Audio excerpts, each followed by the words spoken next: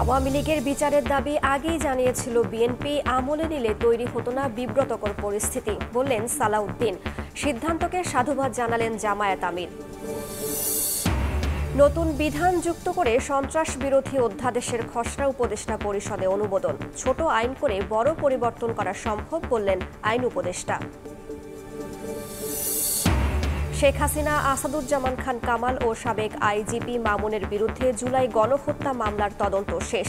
সোমবার প্রতিবেদন জমা দেবে তদন্ত সংস্থা।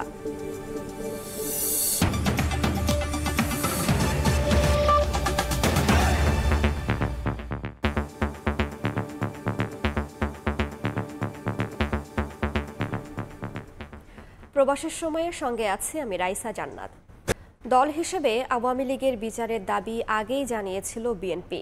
তখন আমলে নিলে সরকারকে বিব্রতকর পরিস্থিতিতে পড়তে হতো না উল্লেখ করে দ্রুত ভোটের রোডম্যাপ ঘোষণার দাবি জানিয়েছেন দলটির স্থায়ী কমিটির সদস্য সালাউদ্দিন আহমেদ। এদিকে সুষ্ঠু ভোটের পথ তৈরির তাগিদ দিয়েছেন জামায়াত নেতা সেলিম উদ্দিন।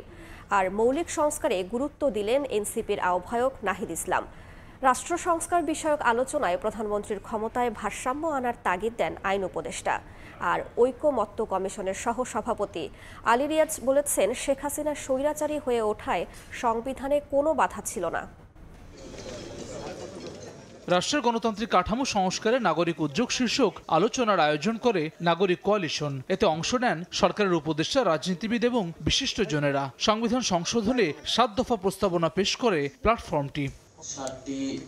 আলোচনায় অংশ নিয়ে এনসিপির আহ্বায়ক নাহিদ ইসলাম বলেন, ক্ষমতার ভারসাম্য এবং বিকেন্দ্রীকরণের মতো মৌলিক সংস্কার নিয়ে ঐকমত্য না হলে গণতান্ত্রিক ধারা সচল হবে না। আর জামায়াত নেতা সেলিম উদ্দিন বলেন, দ্রুত নির্বাচনের চেয়ে সুষ্ঠু নির্বাচনের পথ তৈরি করা জরুরি। ভোটের জন্য তো পাগল না হয়, ভোটটা কিভাবে সুষ্ঠু হইতে পারে, নিরপেক্ষ হইতে পারে, এই জায়গায় রাজনৈতিক দলকে, সোশ্যাল সমাজকে সবাইকে এগিয়ে আসতে হবে। বিগত সময়ে এই সংবিধান মানুষের মানবাধিকার রক্ষা করতে পারেনি। গণঅভ্যুত্থানের পরে এত মানুষ রক্ত দিয়েছে, তারপরও আমরা সংবিধানকে মৌলিকভাবে পরিবর্তনের জন্য সম্মত হতে পারছি না। এটা আমাদের জন্য দুঃখজনক। আওয়ামী লীগের কার্যক্রম নিষিদ্ধের সিদ্ধান্তকে সাধুবাদ জানান বিএনপির স্থায়ী কমিটির সদস্য সালাউদ্দিন আহমেদ। কয়েক মাস আগে বিএনপি এ দাবি জানিয়েছিল, কিন্তু সরকার আমলে নেয়নি অভিযোগ করে তিনি বলেন, দ্রুত নির্বাচনের রোডম্যাপ ঘোষণা না করলে বিব্রতকর পরিস্থিতি তৈরি হতে পারে। আওয়ামী লীগকে রাজনৈতিক দল হিসেবে বিচারিক প্রক্রিয়া আনতে হবে। কয়েক মাস আগে এই দাবিটা মাননীয় প্রধান উপদেষ্টার কাছে লিখিতভাবে প্রদান করেছিলাম। তখন বিষয়টা আমলে নিতেন, তাহলে হয়তো আজকে এই বিব্রতকর পরিস্থিতিতে সরকারকে পড়তে হতো না। আমাদের দলের যে বিভিন্ন রকমের বক্তব্য থাকে দেশের পক্ষে এবং জনগণের পক্ষে, এই বিষয়গুলো যেন যথাসময়ে আমলে নেন। মাননীয় প্রধান উপদেষ্টাকে আমরা আগেও অনুরোধ করেছি যেন উনি একটা রোডম্যাপ প্রদান করেন খুব শীঘ্র। অনুষ্ঠানে ঐকমত্য কমিশনের সহসভাপতি অধ্যাপক আলী রিয়াজ বলেন, বিদ্যমান সংবিধানেই স্বৈরতন্ত্র হয়ে ওঠার সুযোগ আছে। এ সময় জাতীয় সনদ বাস্তবায়নে রাজনৈতিক দলগুলোর ঐক্যের উপর জোর দেন কমিশনের সদস্য বদিউল আলম মজুমদার। পরিবর্তনের জন্যই আমাদের রাষ্ট্র মেরামত করতে হবে, তাহলে তো আবারও সেই স্বৈরাচারের ফিরে আসার আমরা কি সেই সম্ভাবনাকে উড়িয়ে দিতে পারি? রাষ্ট্রপতির ক্ষমতা, প্রধানমন্ত্রীর ক্ষমতা, ব্যক্তির আধিপত্য সবকিছু মিলেই ফ্যাসিবাদী শাসন তৈরি হয়েছে। সংবিধানের মধ্যে কোনো রকম বাধা ছিল না একজন শেখ হাসিনা তৈরি হওয়া। অনুষ্ঠানে আইন উপদেষ্টা আসিফ নজরুল বলেন, শুধু সংবিধানের কারণেই ফ্যাসিস্ট সরকার তৈরি হয় না, সব উত্তর সংবিধানে না খুঁজে ছোট ছোট আইনের মাধ্যমেও বড় সমাধান করা যায়। সব উত্তর সংবিধানে খুঁজেন না, এটা হচ্ছে আমার ঐকান্তিক অনুরোধ। ছোট ছোট লয়ের মাধ্যমে বিরাট পরিবর্তন করা যায়। অনুষ্ঠানে আগামীর বাংলাদেশ বিনির্মাণে সব রাজনৈতিক দল এবং গণতন্ত্রকামী মানুষকে ঐক্যবদ্ধ হওয়ার আহ্বান জানান বক্তারা। আত্মসমালোচনার কথা আছে। হাসান ওয়ালি, সময় সংবাদ, ঢাকা। রাজনৈতিক দলগুলোর সঙ্গে আলোচনা করে আওয়ামী লীগের কার্যক্রম নিষিদ্ধের সিদ্ধান্ত নিলে ভালো হতো। তারপরও উপদেষ্টা পরিষদের নেওয়া সিদ্ধান্তকে সাধুবাদ জানালেন জামায়াতের আমির ডাক্তার শফিকুর রহমান। রোববার সন্ধ্যায় রাজধানীর সিরডাপ মিলনায়তনে সাংবাদিকদের কথা বলেন তিনি। বলেন, সরকারের সদিচ্ছা থাকলে 30 কার্যদিবসের মধ্যে জুলাই সনদ দেওয়া সম্ভব। রাজনৈতিক অংশীজন যারা, তাদের সাথে আলোচনা করলে যেহেতু ম্যাটারটা একটা পলিটিক্যাল ম্যাটার, ভালো হতো, এটা আমরাও উপলব্ধি করি। এখন আমরা তো তাদের উপরে চাপাইয়ে দিতে পারি না। এটা তারা ভালো মনে করেছেন যে তাদের উপদেষ্টা পরিষদের বৈঠক করে তারা সেখান থেকে একটা ডিসিশন দিয়েছেন, ভালো হতো, নো ডাউট ভালো হতো অংশীজনের সাথে আলাপ করলে।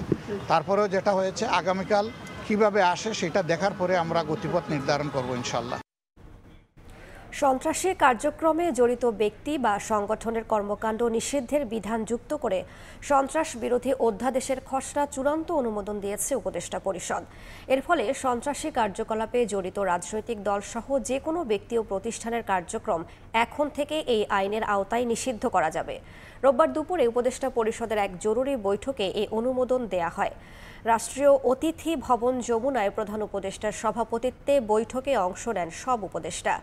এর সারসংক্ষেপে বলা হয়, 2009 সালের আইন অনুযায়ী সরকার সন্ত্রাসী কর্মকাণ্ডে জড়িত ব্যক্তি, রাজনৈতিক দল ও প্রতিষ্ঠানকে নিষিদ্ধ করতে পারত, কিন্তু তাদের কার্যক্রম নিষিদ্ধের বিধান ছিল না। একই সঙ্গে এসব কার্যক্রম অনলাইন সামাজিক যোগাযোগ মাধ্যমে প্রচার নিষিদ্ধ করার বিধানও যুক্ত করা হয়েছে। আওয়ামী লীগের কার্যক্রম নিষিদ্ধের সরকারি গেজেট প্রকাশের পর দলটির নিবন্ধনের বিষয়ে সিদ্ধান্ত নেবে নির্বাচন কমিশন, এমনটাই জানিয়েছেন প্রধান নির্বাচন কমিশনার এএমএম নাসির উদ্দিন। সোমবার গেজেট হলে কমিশনের সঙ্গে তাৎক্ষণিক আলোচনা করে এ বিষয়ে সিদ্ধান্ত নেওয়া হবে বলে জানিয়েছেন তিনি। বলেন, আওয়ামী লীগের নিবন্ধন বিষয়ে সিদ্ধান্ত নেওয়ার আগে গেজেট প্রকাশের অপেক্ষায় রয়েছে নির্বাচন কমিশন।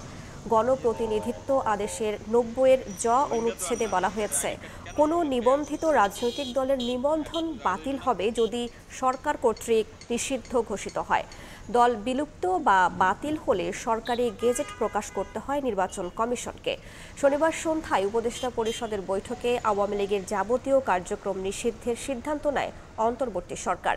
এ বিষয়ে পরবর্তী কর্মদিবসে পরিপত্র জারির কথা জানান আইন উপদেষ্টা। সরকার যে গ্যাজেটটা করবে, যে আদেশটা সরকার থেকে বাইর হবে, এটার আলোকে আমরা সিদ্ধান্ত নেব ইনশাআল্লাহ। তো we will definitely take some steps in this regard. একদম আমরা এখানে আমরা কোনো দেরি করব না। ঢাকা রেঞ্জ এলাকায় নিষিদ্ধ কোনো সংগঠনের কার্যক্রম চলবে না বলে জানিয়েছেন নবনিযুক্ত ডিআইজি রেজাউল করিম মল্লিক। রোববার সকালে ঢাকার সেগুনবাগিচায় সংবাদ সম্মেলনে তিনি একথা জানান। বলেন, বিগত সময়ে কিছু উচ্চাভিলাষী ও অপেশাদার পুলিশ সদস্যদের কারণে বাহিনীর ভাবমূর্তি ক্ষুণ্ণ হয়েছে। কোনো পুলিশ সদস্যের বিরুদ্ধে অপরাধের প্রমাণ পাওয়া গেলে তাৎক্ষণিকভাবে ব্যবস্থার নির্দেশ দেন তিনি। জনগণের অভিযোগ সরাসরি শোনার জন্য টক টু ডিআইজি নামে একটি মোবাইল অ্যাপের কাজ চলছে বলেও জানান রেজাউল করিম মল্লিক। নিষিদ্ধ ঘোষিত সংগঠন কিংবা পতিত সরকারের দোসররা যদি জনগণের নিরাপত্তায় বিঘ্ন ঘটানোর বিন্দুমাত্র চেষ্টা করে, সেটা শক্ত হাতে দমন করার সক্ষমতা ঢাকা রেঞ্জে রয়েছে। ঢাকা রেঞ্জের জনগণের জন্য টক টু ডিআইজি নামে একটি মোবাইল অ্যাপ চালু করতে যাচ্ছি, যার মাধ্যমে ঘরে বসেই মোবাইলের মাধ্যমে যে কোনো অপরাধের তথ্য বা সাহায্য প্রাপ্তির জন্য আমাকে জানাতে পারবেন। আগামীকাল আওয়ামী লীগের কার্যক্রম নিষিদ্ধের বিষয়ে জারি হতে যাওয়া পরিপত্রে জনগণের প্রত্যাশার প্রতিফলন না থাকলে কঠোর আন্দোলনের হুঁশিয়ারি দিয়েছে জুলাই ঐক্য। সংগঠনটির নেতারা জানিয়েছেন, জনগণকে সঙ্গে নিয়ে রাজপথে নামার প্রস্তুতি নিচ্ছেন তারা। রোববার সন্ধ্যায় ঢাকা বিশ্ববিদ্যালয়ের টিএসসিতে আয়োজিত সংবাদ সম্মেলনে জুলাই ঐক্য জানিয়েছে, শহীদদের সংখ্যা স্পষ্ট করে পরিপত্রে যুক্ত করতে হবে। একই সঙ্গে গণ অভ্যুত্থানকে সাংবিধানিক স্বীকৃতি দিতে হবে এবং আওয়ামী লীগকে সহযোগিতা করা দলগুলোকেও জবাবদিহির আওতায় আনতে হবে বলে হুঁশিয়ারি দেন তারা। শেখ হাসিনার সাবেক স্বরাষ্ট্রমন্ত্রী আসাদুজ্জামান খান কামাল ও সাবেক আইজিপি চৌধুরী আবদুল্লাহ আল মামুনের বিরুদ্ধে জুলাই গণহত্যার মামলার তদন্ত শেষ হয়েছে। সোমবার এ বিষয়ে গণমাধ্যমে আনুষ্ঠানিক ব্রিফিং করবে প্রসিকিউশন। শুক্রবার এক ফেসবুক পোস্টে chief prosecutor advocate Tajul Islam জানিয়েছেন, সোমবার তদন্ত রিপোর্ট হাতে পাওয়ার পর আনুষ্ঠানিক অভিযোগ দাখিলের মাধ্যমে শেখ হাসিনার আনুষ্ঠানিক বিচার শুরু হবে। প্রথমে শুধু শেখ হাসিনার বিরুদ্ধে তদন্ত শুরু হলেও পরে সাবেক স্বরাষ্ট্রমন্ত্রী আসাদুজ্জামান খান কামাল ও সাবেক পুলিশ মহাপরিদর্শক চৌধুরী আবদুল্লাহ আল মামুনকে অন্তর্ভুক্ত করা হয়। প্রবাসের সময় আরও থাকছে, 5 থেকে বাড়িয়ে 10 বছরের পুরানো গাড়ি আমদানির অনুমতি চান ব্যবসায়ীরা। মধ্যবিত্তদের স্বপ্ন পূরণে নীতি সহায়তার পরামর্শ। রাজস্ব বেড়ে অর্থনীতিতে গতি ফেরার আশা। বিদেশি বিশেষজ্ঞ এনে 3 মাসের মধ্যে শেয়ার বাজার সংস্কারের নির্দেশনা দিয়েছেন প্রধান উপদেষ্টা। রোববার দুপুরে যমুনায় পুঁজিবাজার সংশ্লিষ্টদের সঙ্গে প্রধান উপদেষ্টার বৈঠক শেষে একথা জানান প্রেস সচিব শফিকুল আলম। তিনি আরও জানান, প্রাইভেট কোম্পানিগুলোকে শেয়ার বাজারে তালিকাভুক্ত হওয়ার ক্ষেত্রে প্রণোদনার ব্যবস্থা করার নির্দেশনা দিয়েছেন প্রধান উপদেষ্টা। এছাড়া শেয়ার বাজারে যাদের বিরুদ্ধে অনিয়মের অভিযোগ আছে তাদের বিরুদ্ধে দ্রুত ব্যবস্থা নেওয়া হবে বলেও জানান তিনি। প্রেস সচিব জানান, বিদেশি যেসব কোম্পানির সঙ্গে সরকারের অংশীদারিত্ব আছে সেগুলোকে দ্রুত শেয়ার বাজারে নিবন্ধিত করার নির্দেশনা দিয়েছেন ডক্টর ইউনূস।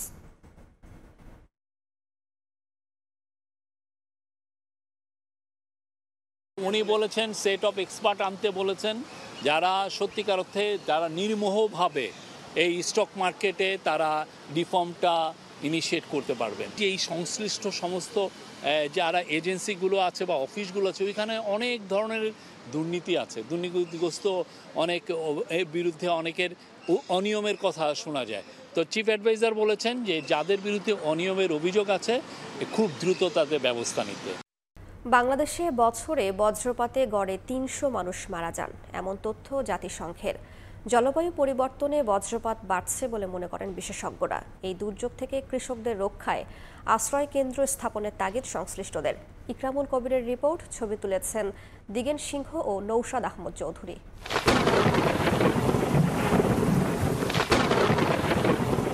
আষাঢ় শ্রাবণী আকাশের রং বদলানোর সঙ্গে সঙ্গে হাওরে ধান কাটায় নিয়োজিত কৃষকের মনে আতঙ্ক দেখা দেয়। বিস্তীর্ণ হাওর জুড়ে কাজে থাকা কৃষক কুল কিনারা খুঁজে পাওয়ার আগেই বজ্রপাতে কেড়ে নেয় প্রাণ। দিন দিন এই আতঙ্ক বাড়ছে, হচ্ছে প্রাণহানি। জলবায়ু পরিবর্তনের ফলে বায়ু দূষণের কারণে বজ্রপাত বাড়ছে বলে মনে করেন বিশেষজ্ঞরা। জলবায়ুর পরিবর্তনের কারণে আয়োনাইজড পার্টিকুলার পরিমাণ এইটা বর্তমানে এরিয়াগুলোতে দেখা যাচ্ছে অনেক বেড়ে গেছে। বেড়ে যাওয়ার কারণে বজ্রপাত হওয়ার প্রবাবিলিটিটা বেড়ে যাচ্ছে দিন দিন। 2015 সালে বজ্রপাতকে দুর্যোগ ঘোষণা করা হলেও প্রচারণায় তেমন কোনো অগ্রগতি নেই বলে জানান হাওরবাসী। কৃষি বিভাগ বলছে, কৃষকদের আবহাওয়ার পূর্বাভাস জানানো হয়। ধান কাটার শ্রমিকদের জন্য হাওরে আশ্রয় কেন্দ্র স্থাপন করা জরুরি বলে মনে করছেন সংশ্লিষ্টরা। আবহাওয়া প্রকল্পের একটা গ্রুপ তৈরি করেছে কৃষকের, ওই কৃষকের গ্রুপে মেসেজ চলে যায় আর বাবিস পোর্টাল আছে, একটা পোর্টালে নিয়মিত বুলেটিন দেওয়া হয় এবং ইমার্জেন্সির ক্ষেত্রে ইমার্জেন্সি ফোরকাস্টিং দেওয়া হয়। এপ্রিল আর মে মাসে কালবৈশাখী মেঘটা বেশি আসে, ওই সময় তারা ধান কাটতে মাঠে থাকে, তাহলে তাকে ওই সময় অস্থায়ী একটা ছাউনি হলে গড়ে তুলতে হবে, ওখানে গিয়ে আশ্রয় নিতে হবে। এই অবস্থায় কখন বজ্রপাত হবে কিংবা কখন ঝড় বৃষ্টি আসবে তা তারা জানে না। এতে করে ঘটে যায় অনেক সময় বড় ধরনের দুর্ঘটনা। গত কয়েকদিন আগে একজন মারা গেছে আমরা রান্নারপুরে, আর কোনো মাইকিং চেকিং করা হয় না, মানুষ টাটা বললে মারা যায়। এইগুলা যে একটা খবর আছে না, এই খবর আমরা এই তাহিরপুরের ভিতরে আমরা পাই না। জাতিসংঘের তথ্য অনুযায়ী বাংলাদেশে প্রতি বছর বজ্রপাতে গড়ে 300 মানুষ মারা যান। চলতি বছরের জানুয়ারি থেকে 30 এপ্রিল পর্যন্ত 67 জন বজ্রপাতে মারা গেছেন। এই দুর্যোগ থেকে রক্ষা পেতে প্রযুক্তি নির্ভরতার কথা জানালেন এই বিশেষজ্ঞ। বজ্রপাত যেহেতু হাই ভোল্টেজের একটা ইলেকট্রিসিটি প্রবাহ, এমন কোনো পাথ যদি তাকে দিয়ে দেয়া যায় যেই দিকে সে আকৃষ্ট হবে, তাহলে হিউম্যান বিইং বা অন্যান্য স্থাপনা সেগুলা প্রোটেক্টেড হবে। জলাভূমির হাওর অঞ্চল খ্যাত সুনামগঞ্জ, হবিগঞ্জ, কিশোরগঞ্জ ও নেত্রকোনায় বজ্রপাতে মৃত্যুর হার সবচেয়ে বেশি। ইকরামুল কবির, সময় সংবাদ, সিলেট। বৈশাখের শেষ বেলায় সারা দেশের ওপর দিয়ে বইছে তীব্র থেকে অতি তীব্র তাপপ্রবাহ। পারদ ছেকেছে 40 ডিগ্রি সেলসিয়াসের উপরে। গরমের দাপটে বিপর্যস্ত জনজীবন, সবচেয়ে বেশি বিপাকে নিম্ন আয়ের খেটে খাওয়া মানুষ। আবহাওয়া অফিস জানিয়েছে, মঙ্গলবার থেকে দেশজুড়ে বৃষ্টির সম্ভাবনা রয়েছে, এতেই কমবে গরমের তীব্রতা।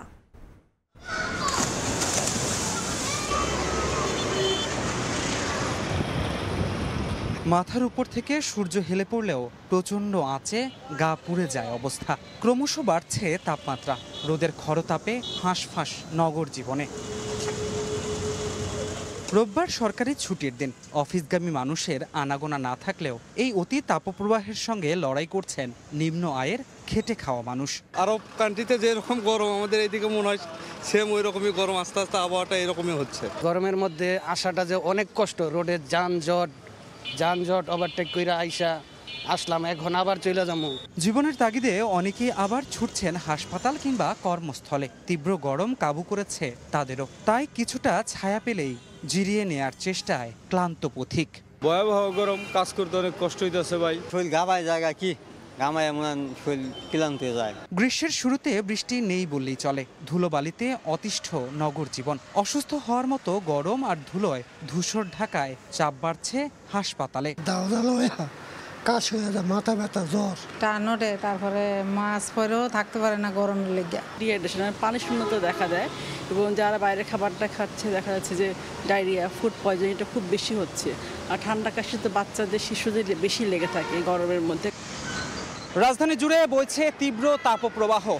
এই গরমে শুধুমাত্র ডায়রিয়া কিংবা অ্যাজমা নয়, রয়েছে হিট স্ট্রোকের শঙ্কাও। তাই এই তীব্র গরমের মাঝে রীতিমতো ত্যক্ত বিরক্ত নগরবাসী। আবহাওয়া অফিস বলছে সোমবার দেশের উত্তর পূর্বাঞ্চলে ও মঙ্গলবার দেশ জুড়ে বৃষ্টির সম্ভাবনা রয়েছে। এতেই কমবে গরমের তীব্রতা। বেশ কিছু জায়গায় তীব্র তাপপ্রবাহ ছিল, ঢাকায় ছিল সর্বোচ্চ 40.1 ডিগ্রি সেলসিয়াস। এই অস্বস্তিকর অবস্থা আজকে এবং আগামীকালকে পর্যন্ত থাকতে পারে। বৃষ্টিপাত হলেই তাপমাত্রা কমবে। তো আগামী 13 তারিখ থেকে, মঙ্গলবার থেকে সারা দেশে বৃষ্টিপাতের সম্ভাবনা রয়েছে। এ মাসে কালবৈশাখী ঝড়েরও পূর্বাভাস দিয়েছে আবহাওয়া অধিদপ্তর। ধ্রুব ব্যানার্জি, সময় সংবাদ, ঢাকা। সিলেট সীমান্তে ভারতের অভ্যন্তরে কারফিউ জারি করা হয়েছে। বাংলাদেশ অংশে সর্বোচ্চ সতর্ক অবস্থানে রয়েছে বিজিবি। দিনে ও রাতে সীমান্ত এলাকায় টহলের পাশাপাশি অবৈধ অনুপ্রবেশ ঠেকাতে রয়েছে কড়া নজরদারি।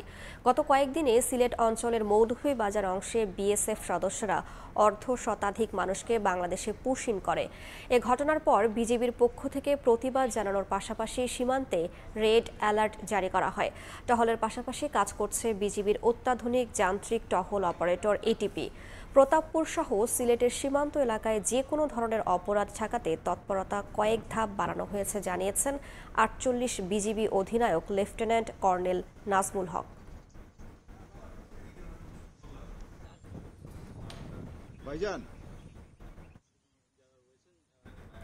সীমান্ত দিয়ে ভারতের পুশ ইনকে রাষ্ট্রীয় অপরাধ হিসেবে উল্লেখ করে বাংলাদেশ সরকার এ বিষয়ে নিশ্চুপ কেন, এমন প্রশ্ন রেখেছেন বিএনপির সিনিয়র যুগ্ম মহাসচিব রুহুল কবির রিজভী।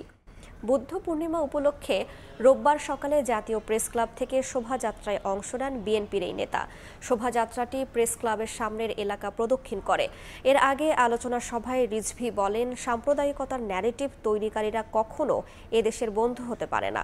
নির্বাচন নিয়ে অন্তর্বর্তী সরকারের উদাসীনতাকে জনগণ সন্দেহের চোখে দেখছে বলেও মন্তব্য করেন তিনি। সাতক্ষীরা, কুড়িগ্রাম, খাগড়াছড়ি, মৌলভীবাজার, এই সমস্ত সীমান্ত দিয়ে ভারত লোক ঢুকাচ্ছে বাংলাদেশে, পুশিং করছে। সরকার তো একটা কথাও বলেনি। কোথায় খুদাবাদ, কোথায় সরকারের স্বরাষ্ট্র দপ্তর, কোথায় সরকার এই ব্যাপারে কোন পদক্ষেপ নিচ্ছেন না? এগুলো বিরাট এক অন্যায়। কোত্থেকে এই রাষ্ট্রীয় অপরাধ করা হচ্ছে যে পার্শ্ববর্তী দেশের লোক জোর করে ঢুকিয়ে দিতে চান বাংলাদেশে? আমরা কি অত্যন্ত দুর্বল জাতি আপনারা বাড়ানোর তৈরি করছেন? প্রবাসের সময় আরও থাকছে, অধিনায়ক লিটনে আস্থা রাখছেন কোচ সালাউদ্দিন। মিরাজকে দলে না নেয়ার কারণ হিসেবে দোহাই দিলেন কম্বিনেশনের। বললেন, অলরাউন্ডার না থাকা ভোগাতে পারে দলকে। জাতীয় জরুরি সেবা 999-এ যুক্ত হয়েছে নতুন সেবা ট্রাফিক আপডেট। কোনো কারণে রাজধানীর কোনো রাস্তা বন্ধ হলে সে তথ্য এখন জানা যাবে 999-এ ফোন করে। ডিএমপি বলছে, সড়কে বিভিন্ন সময়ে আন্দোলনের কারণে জনভোগান্তি কমাতেই এ উদ্যোগ। মাসুদুর রহমানের 2 পর্বের বিশেষ প্রতিবেদনের শেষ পর্ব।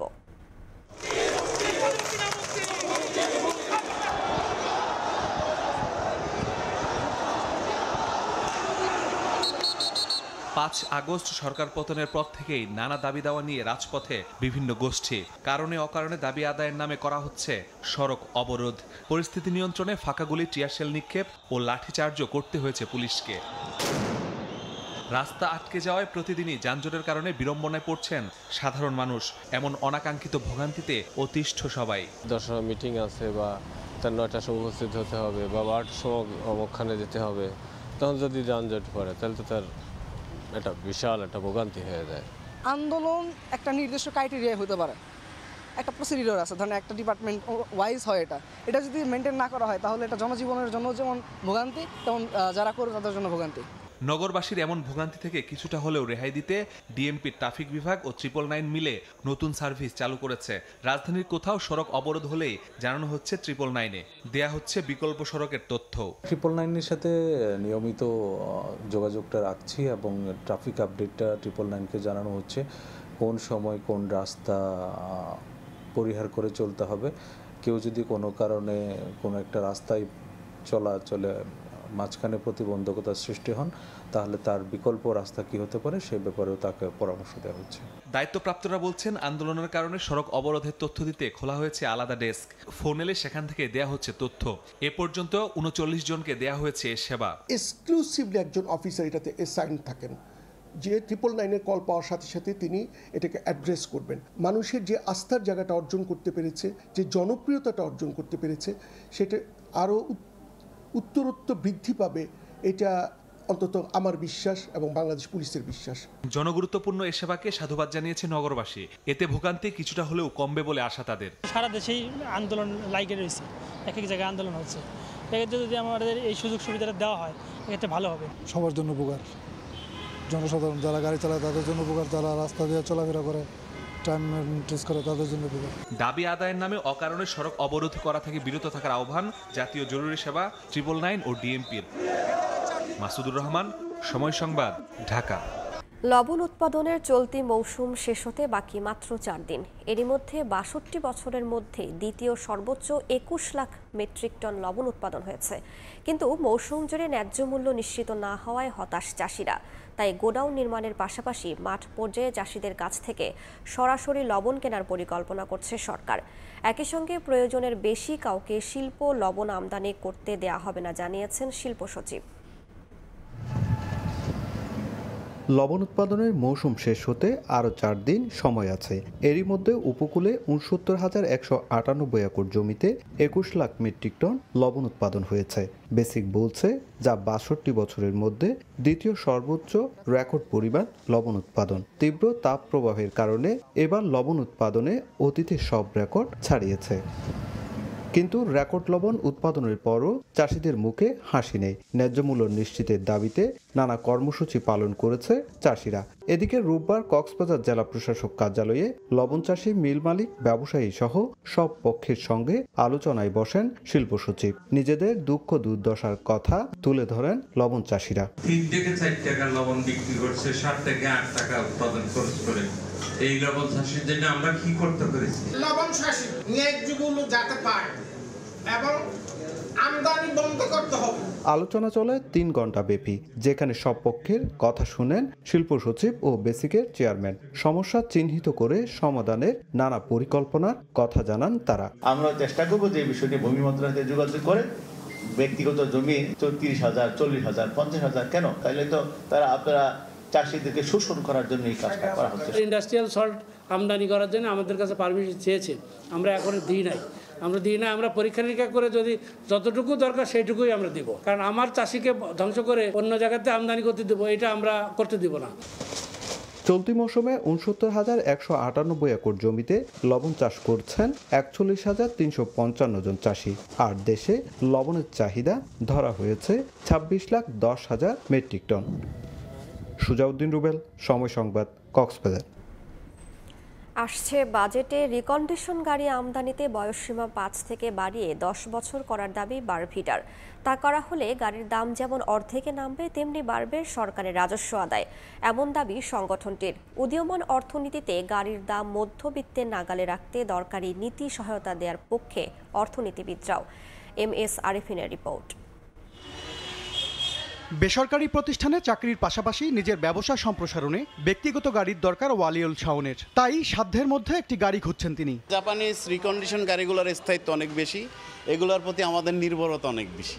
শাওনের মতো অনেকেরই চোখ রিকন্ডিশন গাড়ির দিকে, কারণ দাম যেমন কম তেমনি টেকে বেশি দিন। আবার বিক্রির প্রয়োজন হলে ক্রেতাও মেলে সহজে। রিকন্ডিশন গাড়িতে লোন দিতে সাপোর্ট করে, কারণ এটা টিকসই বেশি। জাপানিজ মালটা আপনি 10 বার রিপেয়ারিং করলে 10 বারই চলবে, এটা গ্যারান্টি সহ ঠিক করা যায়। বারভিটার তথ্য, দেশে আমদানি হওয়া গাড়ির ৭৫%ই রিকন্ডিশন বা পুরনো। তবে সর্বোচ্চ ৫ বছরের পুরনো গাড়ি আমদানি করতে পারেন ব্যবসায়ীরা। যদিও কোনো বয়সসীমা নেই অস্ট্রেলিয়া, যুক্তরাজ্য ও থাইল্যান্ডে। আর হংকংয়ে ৭ ও কানাডায় আমদানি করা যায় ১৫ বছরের পুরনো গাড়ি। বাংলাদেশেও বয়সসীমা বাড়িয়ে ১০ বছর করা হলে গাড়ির দাম অর্ধেকে নামবে বলে দাবি সংগঠনটির। ইম্পোর্ট পলিসিতে যদি আমরা ৫ বছরের জায়গায় যদি এটা ১০ বছর বা অধিক, যেটা উন্নত দেশে আছে, যে কোনো বয়সসীমাও নাই, সেটা যদি আমরা পাই, অনলি ইমিশন স্ট্যান্ডার্ডটা উন্নত থাকলেই তারা ইম্পোর্ট পলিসিতে অ্যালাউ করে, তাহলে এটা ক্রয় সীমার ভিতরে চলে আসবে। নিবন্ধনের ক্ষেত্রে নতুনের চেয়ে পুরনো গাড়ির ফি ২৭,৫০০ থেকে ৫৪,০০০ টাকা বেশি গুনতে হয়। আসছে বাজেটে এই বৈষম্য দূর করার পাশাপাশি হাইসের মতো মাইক্রোবাস আমদানিতে বিদ্যমান সম্পূরক শুল্ক তুলে দেওয়ার দাবি বারভিটার। হাইয়েস্ট মাইক্রোবাসটা যেটা জনগণের গাড়ি, এটার ভিতরে সাপ্লিমেন্টারি ট্যাক্স থাকা উচিত না, এবং সাপ্লিমেন্টারি ট্যাক্সের জন্য এটা ক্রয়সীমার বাইরে চলে যাচ্ছে। মধ্যবিত্তের চাহিদা পূরণ করা রিকন্ডিশন গাড়ি যেন ভ্যাট ও শুল্ক বৈষম্যের শিকার না হয়, সেদিকে খেয়াল রাখার পরামর্শ অর্থনীতিবিদদের। বাংলাদেশের অর্থনীতি যেহেতু প্রসারিত হচ্ছে, অনেকের যেহেতু সক্ষমতা বাড়ছে, তো সুতরাং এই রিকন্ডিশন গাড়ির একটা বাজার থাকবে। কিন্তু দীর্ঘমেয়াদে আমাদের কার ম্যানুফ্যাকচারিং এবং অ্যাসেম্বলি, তো সেই দিকেও আমাদের চিন্তা করতে হবে। পরিবেশ সুরক্ষায় ইভি কিংবা বৈদ্যুতিক গাড়ির ব্যবহার বাড়াতে জোর দেওয়া হলেও যন্ত্রাংশের সহজলভ্যতা, পুনরায় বিক্রিতে ভালো দাম আর দেশের সড়কে মানিয়ে নেবার সক্ষমতার কারণে এসব রিকন্ডিশন গাড়িতেই ভরসা রাখেন সাধারণ ক্রেতারা। এসব গাড়ির দাম নাগালের মধ্যে রাখতে আসছে বাজেটে তাই শুল্ক কমানোর দাবি তাদের। MS আরিফিন, সময় সংবাদ, ঢাকা। রাজধানীর সহ সারা দেশে নানা আয়োজনে পালন করা হচ্ছে বুদ্ধ পূর্ণিমা। রোববার রাজধানীর বৌদ্ধ বিহারগুলোতে ঢল নামে ভক্তদের। বুদ্ধের দীক্ষায় অশান্ত বিশ্বে শান্তি কামনা করেন ভক্তরা। এদিকে চট্টগ্রামে শোভাযাত্রায় যোগ দিয়ে ভিন্ন দল, মত ও ধর্মের প্রতি সবাইকে সহনশীল হওয়ার আহ্বান জানান বিএনপির স্থায়ী কমিটির সদস্য আমির খসরু মাহমুদ চৌধুরী। বুদ্ধ স্নান, বুদ্ধ পূজা, অষ্টশীল প্রার্থনার মধ্য দিয়ে শুরু হয় বুদ্ধ পূর্ণিমার মূল আনুষ্ঠানিকতা। এরপর প্রদীপ প্রজ্বলন, জল অর্পণ সহ নানা আনুষ্ঠানিকতা পালন করা হয়। সকাল থেকেই রাজধানীর বাসাবো বৌদ্ধ বিহারে ঢল নামে ভক্তদের। বিশেষ প্রার্থনায় গৌতম বুদ্ধের দীক্ষায় অশান্ত বিশ্বে শান্তি কামনা করেন ভক্তরা। আমরা সবাই সাম্য, মৈত্রী এবং প্রগতির গান গাবো এবং বুদ্ধের নীতি অনুসরণ করে আমরা সবার জীবন গঠন করব। সকল দেশবাসী ভালো থাকুক, সুস্থ থাকুক, এটাই প্রত্যাশা করছি। মিথ্যা কথা বলো না, প্রাণী হত্যা করো না, সবাই নিজ নিজ সংযম অনুযায়ী চলবে। তো এই 5টি শিলের যে মেসেজটা আমরা সবার কাছে পাঠিয়ে দিব। এদিকে বর্ণাঢ্য আয়োজনে সারা দেশে পালিত হয় বুদ্ধ পূর্ণিমা। রাঙ্গামাটি শহরের শঙ্খরাম বৌদ্ধ বিহারে প্রদীপ প্রজ্বলন শেষে ভক্তরা নিজেকে সমর্পণ করেন বুদ্ধের চরণে, যোগ দেন সমবেত প্রার্থনায়। হিংসা বিদ্বেষ ভুলে দেশ, জাতি ও বিশ্বের সকল প্রাণীর মঙ্গল প্রার্থনা করেন ভক্তরা। জগতের সকল প্রাণী সুখী হোক, সমস্ত মানব সমাজ সুস্থ সুন্দরভাবে জীবনযাপন করতে পারে, আমাদের মধ্যে হিংসা বিদ্বেষ বিতরিত হোক। খাগড়াছড়িতে দিনটি উপলক্ষে বের করা হয় বর্ণাঢ্য শোভাযাত্রা। শোভাযাত্রা শেষে শহরের সাধনাটিলা বন বিহারে হাজার প্রদীপ দান ও পিণ্ড দান করেন ভক্তরা। ভগবান বুদ্ধের জীবন দর্শন হচ্ছে সাম্য, মৈত্রী, অহিংসা, সম্প্রীতি বন্ধনের সহাবস্থান করা। চট্টগ্রামের ডিসি হিলের সামনে থেকে শোভাযাত্রা বের করে সম্মিলিত বুদ্ধ পূর্ণিমা উদযাপন পরিষদ। এতে অংশ নেন বিএনপির স্থায়ী কমিটির সদস্য আমির খসরু মাহমুদ চৌধুরী। তিনি বলেন, সংখ্যাগরিষ্ঠদের রাজত্ব বাংলাদেশে আর চলবে না। ভিন্ন দল, মত ও ধর্মের প্রতি সবাইকে সহনশীল হওয়ার আহ্বান জানান তিনি। সংখ্যাগরিষ্ঠের রাজত্ব বাংলাদেশে চলবে না। রাজনৈতিক ভিন্নতা থাকবে, মতের ভিন্নতা থাকবে, কিন্তু অপরের যে মত তার প্রতি আমাকে সম্মান জানাতে হবে। বৌদ্ধ ধর্মের প্রবর্তক গৌতম বুদ্ধের জন্ম, বুদ্ধত্ব লাভ ও মহাপরিনির্বাণ লাভ করায় এই দিনটি বৌদ্ধ ধর্মাবলম্বীরা বুদ্ধ পূর্ণিমা নামে পালন করে আসছেন। শামিমা শাম্মী, সময় সংবাদ। প্রথম আনুষ্ঠানিক বক্তব্যে বিশ্ব শান্তি প্রতিষ্ঠার আহ্বান জানিয়েছেন ক্যাথলিক চার্চের নতুন পোপ লিও চতুর্দশ। ভ্যাটিকানের সেন্ট পিটার্স স্কোয়ারে লাখো মানুষের সামনে দেয়া বক্তব্যে ইউক্রেন, গাজা, ভারত পাকিস্তানের সংঘাত সহ বিশ্বের সব যুদ্ধ বন্ধের আকুতি জানান তিনি। এ সময় গাজায় মানবিক সাহায্য পৌঁছানোর আহ্বানও জানান পোপ লিও। বৃহস্পতিবার মাত্র দুদিনের কনক্লেভ শেষে নির্বাচিত হন ক্যাথলিক চার্চের 267তম পোপ লিও চতুর্দশ। রোববার ভ্যাটিকানের সেন্ট পিটার্স ব্যাসিলিকার কেন্দ্রীয় বারান্দায় এসে প্রথমবারের মতো জনতার উদ্দেশ্যে বক্তব্য দেন নতুন পোপ। রেজিনা চেইলি প্রার্থনা পাঠ করে শুরু করেন তার প্রথম জনসম্মুখ বার্তা। এ সময় তিনি ৮০ বছর আগের দ্বিতীয় বিশ্বযুদ্ধের ভয়াবহতার কথা স্মরণ করে দুঃখ প্রকাশ করেন। ৬ কোটির বেশি প্রাণ কেড়ে নেওয়া এই ধরনের যুদ্ধ যেন ইতিহাসে আর না ফিরে আসে এমন প্রত্যাশাই করেন।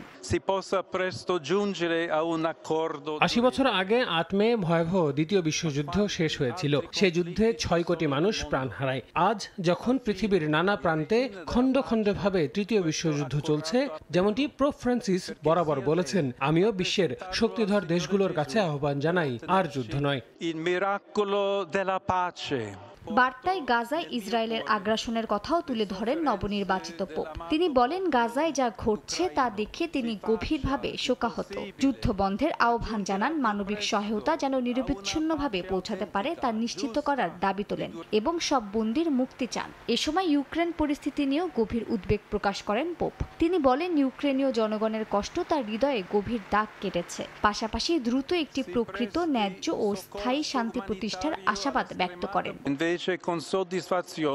পরে পোপ ভারত ও পাকিস্তানের যুদ্ধবিরতির ঘোষণাকে স্বাগত জানান। এই ঘোষণায় তিনি আনন্দিত এবং আশা প্রকাশ করেন যে দুই দেশের মধ্যে আলোচনা চলমান থাকবে এবং একটি স্থায়ী সমাধানে পৌঁছানো সম্ভব হবে। পরে লাতিন ভাষায় আশীর্বাদ দেন পোপ। ভ্যাটিকান কর্তৃপক্ষ জানায়, এদিন প্রায় ১ লাখ মানুষ অংশ নিয়েছেন এই সমাবেশে। মা দিবস উপলক্ষে সকল মাকে শুভেচ্ছা জানাতেও ভোলেননি পোপ লিও। সমাপ্তিতে জনতার করতালির মাঝে সেন্ট পিটার্স ব্যালকনি থেকে বিদায় নেন ক্যাথলিক চার্চের এই নতুন মুখ।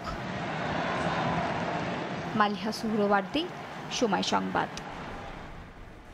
দুবাইয়ের ড্রাগন মার্ট শপিং মলের প্রায় ৪,০০০ প্রবাসী ব্যবসায়ী বাংলাদেশি কর্মীর অভাবে ব্যবসা প্রতিষ্ঠান পরিচালনা করতে হিমশিম খাচ্ছেন। কবে নাগাদ বাংলাদেশিদের জন্য কর্মী ভিসা খুলবে সে অপেক্ষায় প্রহর গুনছে তারা। এভাবে বাংলাদেশি কর্মীর ভিসার অচল অবস্থা চলতে থাকলে আগামীতে ব্যবসায়িক লোকসানে পড়তে হবে বলে জানান তারা। শিবলি সাদেকের রিপোর্ট। দুবাইয়ের ইন্টারন্যাশনাল সিটি ড্রাগন মার্ট বাংলাদেশিদের জন্য অন্যতম ব্যবসায়িক হাব হিসেবে পরিচিত। চায়না শপিং মলে ৪ থেকে ৫,০০০ বাংলাদেশি ব্যবসায়ীর অধীনে কাজ করছেন ১৫,০০০-এর বেশি প্রবাসী বাংলাদেশি। তবে ভিসা জটিলতায় পড়েছেন ড্রাগন মার্টের বাংলাদেশি ব্যবসায়ীরা। অন্যদিকে যোগাযোগ করে যদি আমাদের ভিসা জটিলতা যদি কাজে লাগায়, আমাদের যদি সমস্যার সমাধান করে, তাহলে আরো কমপক্ষে ১,০০০-৫,০০০ লোক এই ড্রাগন মার্ট ইন্টারন্যাশনালিতে কর্মসংস্থানের সুযোগ পাবে। ব্যবসায়ীদের দাবি, দীর্ঘদিন ধরে ভিসা বন্ধ থাকায় কর্মী সংকটে শপিং মলে ব্যবসা পরিচালনায় হিমশিম খেতে হচ্ছে তাদের দাবি, সমস্যা সমাধানে উদ্যোগ না নিলে ব্যবসা বন্ধ হয়ে গেলে লাখ লাখ প্রবাসী সমস্যায় পড়তে পারেন। নতুন ব্যবসা বাণিজ্য যদি আমরা করতে যাই, তাহলে আমাদের বাংলাদেশের রেমিটেন্স বাড়ানোর জন্য বাংলাদেশিদের আমরা অগ্রাধিকার ভিত্তিতে আমরা কাজ দিতে পারবো। এদিকে ড্রাগন মার্ট সহ আমিরাতের নানা প্রদেশে হাজার হাজার ছোট বড় বাংলাদেশি ব্যবসায়ীরা ভিসা জটিলতায় কর্মী নিয়োগ দিতে পারছেন না। শিবলাল সাদিক, সময় সংবাদ, সংযুক্ত আরব আমিরাত। পবিত্র ঈদুল আজহা সামনে রেখে কুয়েতে বসেছে পশুর হাট। পর্যাপ্ত যোগান রয়েছে উট, গরু ও দুম্বার। দামও রয়েছে গত বছরের মতো, তবে চাহিদার উপর নির্ভর করে মূল্য বৃদ্ধি কিংবা হ্রাস পেতে পারে বলে জানিয়েছেন বিক্রেতারা। কুয়েত থেকে মঈন সুমনের রিপোর্টে বিস্তারিত। পবিত্র ঈদুল আজহা সামনে রেখে কুয়েতের সুয়েক, জাহারা, কাবাত, সুলাইবিয়া, আবদালি, অফরা সহ বিভিন্ন জায়গায় বসেছে পশুর হাট। বিক্রি হচ্ছে গরু, ছাগল, উট, দুম্বা সহ নানান জাতের পশু। এখনো বাজার জমে না উঠলেও রয়েছে প্রবাসীদের আনাগোনা। অনেকেই ঘুরে ফিরে দেখছেন পছন্দের পশু। দামাদামি করছেন বেশিরভাগ ক্রেতা। আগে ভাগে কিনছেন কেউ কেউ। পরিচর্যার জন্য পশু রেখেছেন খামারেই। গরু দেখতে আসলাম, এখন মোটামুটি রিজনেবল প্রাইসে আছে। মনে হয় যে আরো দেরিতে কিনলে আরো দাম বেড়ে যেতে পারে। মাশাআল্লাহ, ভালো একটি গরু পছন্দ হয়েছে, ওইটা আমরা নিয়ে যাচ্ছি। এখানে আমাদের বাংলাদেশি ভাইরা আছে, ওনারা অনেক সহযোগিতা করছে। পছন্দ নিয়ে নেব আমরা, এই পরিকল্পনায় আসলাম। আর মোটামুটি গরু ঠিক আছে, বাট দামটা এখন একটু মোটামুটি বেশি মনে হচ্ছে। সম্প্রতি কুয়েতে গরুর রোগে আক্রান্তের খবর প্রকাশিত হলে দুধের উৎপাদন কমেছে ৭৫%। চাহিদা কমেছে মাংসেরও। কুয়েতে গরুর মাংসের বড় যোগানদাতা ভারত ও পাকিস্তান। বিক্রেতারা জানান, ঈদের আগে চাহিদা বাড়লে দাম বাড়ার সম্ভাবনা রয়েছে। বর্তমানে একটি ছোট গরু বিক্রি হচ্ছে ৩৫০ দিনারে। ঈদের জন্য পর্যাপ্ত পরিমাণে গরু আছে, কিন্তু দাম আগের মতোই আছে। হয়তো সামনে দেখা যায় কোনো সমস্যা যদি হয় তখন হয়তো বাড়তে পারে। কুয়েতে পশু পাখি আমদানি করা হয় মূলত সোমালিয়া, ইথিওপিয়া, মিশর, তুরস্ক ও ইয়েমেন থেকে। কুয়েতের কাবাত থেকে মঈন সুমন, সময় সংবাদ। খেলার খবর। জাতীয় স্টেডিয়াম ঢাকার মূল মাঠের সংস্কার শেষ হলেও বাইরের পরিবেশের বেহাল দশা। স্টেডিয়াম এলাকায় যত্রতত্র ছড়িয়ে ছিটিয়ে আছে ময়লার স্তূপ। কিছু জায়গায় তা পরিণত হয়েছে ভাগাড়ে, যেন দেখার কেউ নেই।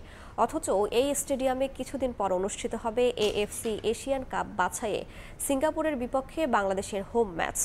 সমর্থকরা বলছেন, ম্যাচের আগে স্টেডিয়াম এলাকায় নজর না দিলে আন্তর্জাতিক অঙ্গনে ক্ষুণ্ণ হবে বাংলাদেশের ভাবমূর্তি।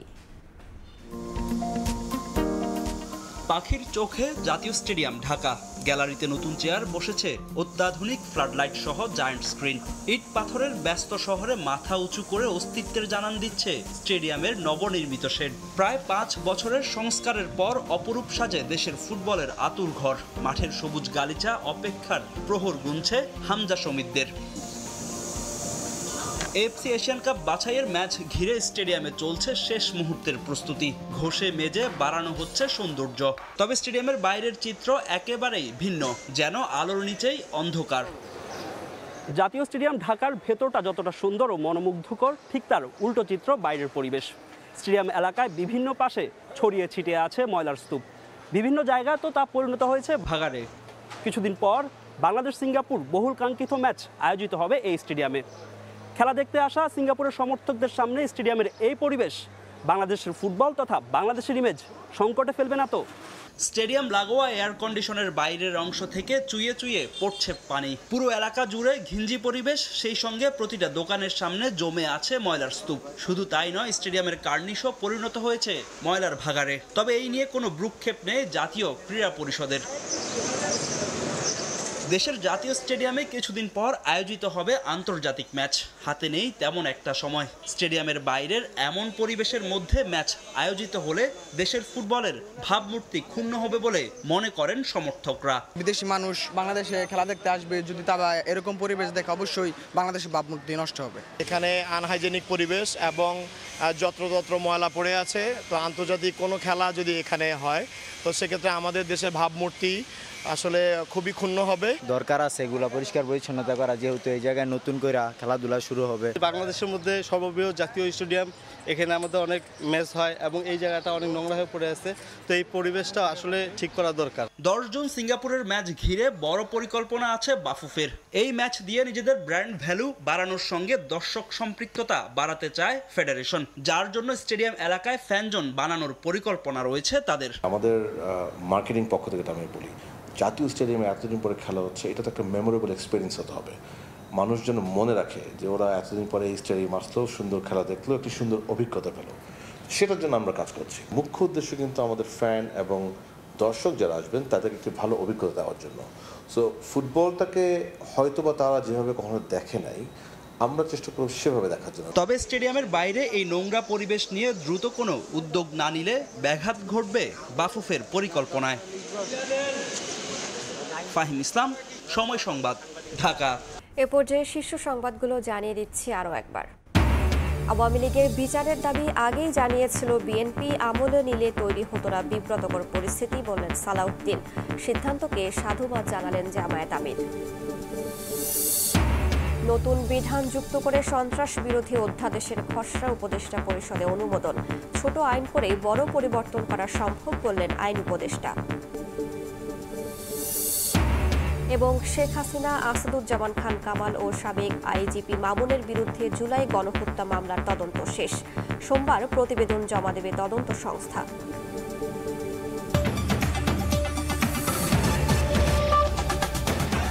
এই ছিল প্রবাসের সময়ে, সঙ্গেই থাকুন সময়ে।